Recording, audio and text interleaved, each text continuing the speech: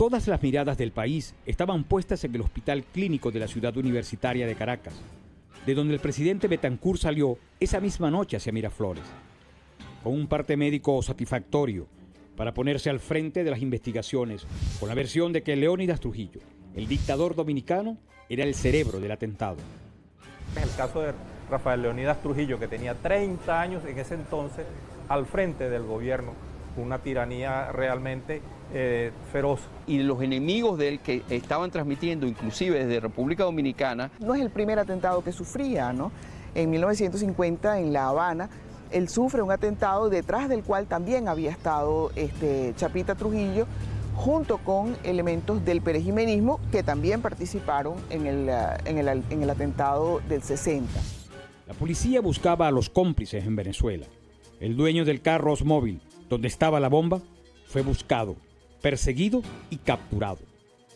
Ellos pensaban que el carro que ellos habían estacionado en esa esquina, ese Oldsmobile, color verde, por cierto, con la bomba iba a desaparecer todas las evidencias. Y resulta que se les escapó la placa del carro. Y esa placa quedó en el río abajo y la pudieron recoger después de que, porque con la explosión vino mucha gente y cuando llegaron los cuerpos de seguridad ya había mucha gente y se habían ya borrado muchas de las evidencias. Pero esta placa la encuentran, la placa del vehículo, del Oldsmobile, quemada y torcida, pero la encuentran, está el número de la placa. Resulta que este era un pariente político de Yanes Bustamante. Consiguen a Yanes Bustamante a través de esa placa del dueño del carro que se lo había prestado a Yanes Bustamante. Y ahí empieza la evidencia. Y por ahí van al apartamento de Yanes Bustamante. Y en el apartamento de Yanes Bustamante, lo que encuentran son unas fotografías de una explosión de un carro que se voltea, de un ensayo que hicieron en República Dominicana.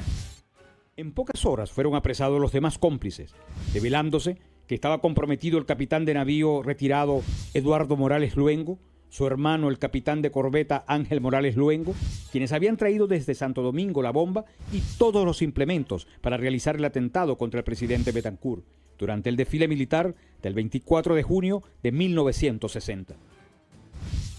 Las investigaciones avanzaban. La Policía Técnica Judicial determinó que fue una carga de dinamita lo que produjo la explosión y se supo que el atentado fue planificado en Madrid, España, en la casa de un venezolano.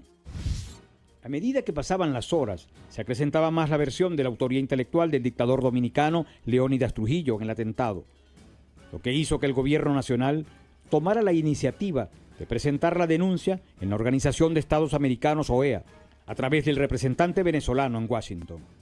Venezuela en ese entonces pidió que una comisión de la Organización de Estados Americanos viniera a Venezuela a investigar los hechos y a revisar acá precisamente qué era lo que había sucedido.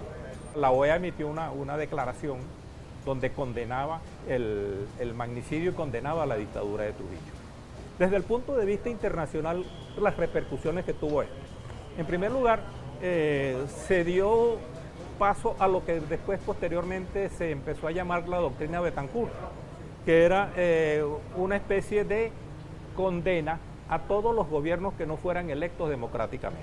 Para Rómulo tuvo la consecuencia de que la democracia es un asunto que hay que vigilar, y así lo dice expresamente. La democracia requiere de la vigilancia permanente.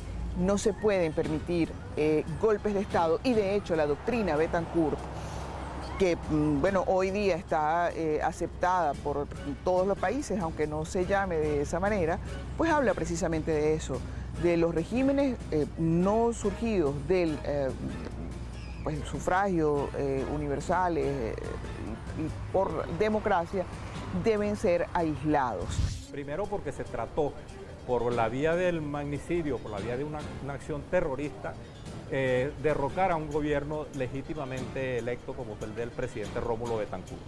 El magnicidio indudablemente que fue condenado por todas las fuerzas políticas, tanto internas venezolanas como a nivel internacional.